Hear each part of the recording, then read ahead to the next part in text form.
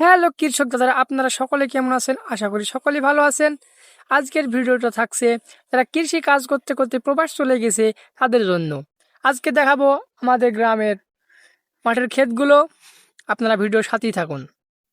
প্রথমত দেখায় আপনাদেরকে আমাদের গ্রামের মরিচের জমিতে যে মরিচ চাষ করেছে। মরিচের অবস্থা খুবই খারাপ। এখানে চারা সব ছোট ছোট হয়ে আছে, এখনো বড় হয় নাই। হয়তো জমিওয়ালা সে ভালো যত্ন নেয় না, তার জন্য এই অবস্থা মরিচের। এবং আপনি কোথা থেকে ভিডিওটা দেখছেন এবং আপনাদের গ্রামে মরিচের চারা কিরম এবং কত বড় বড় হয়েছে সেগুলো একটু কমেন্টে জানাবেন।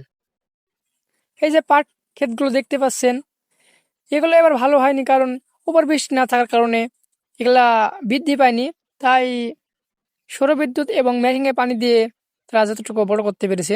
এবং আরও একটি সমস্যা আমাদের গ্রামের, এই যে মাথাগুলো খাওয়া দেখতেছেন, এগুলোর প্রধানত কারণ হচ্ছে যে মাঠের ভিতরে ছাগল প্রবেশ করে, তার জন্য এই মাথা খেয়ে ফেলেছে ছাগলে।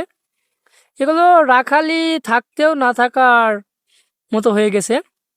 সে কত জায়গায় খেয়াল রাখবে, তার জন্য এগুলো ছাগলে খেয়ে ফেলেছে। এই যে এই জমিটা দেখতে পাচ্ছেন, এখানে কিন্তু কলার ক্ষেত ছিল, এখন কলার ক্ষেত মেরে দিয়েছে কৃষক ভাই। এখন সে কি করবে সেই ভালো জানে। এই জমিতে এই যে একটা কলার গাছই আছে, দেখতেই পাচ্ছেন।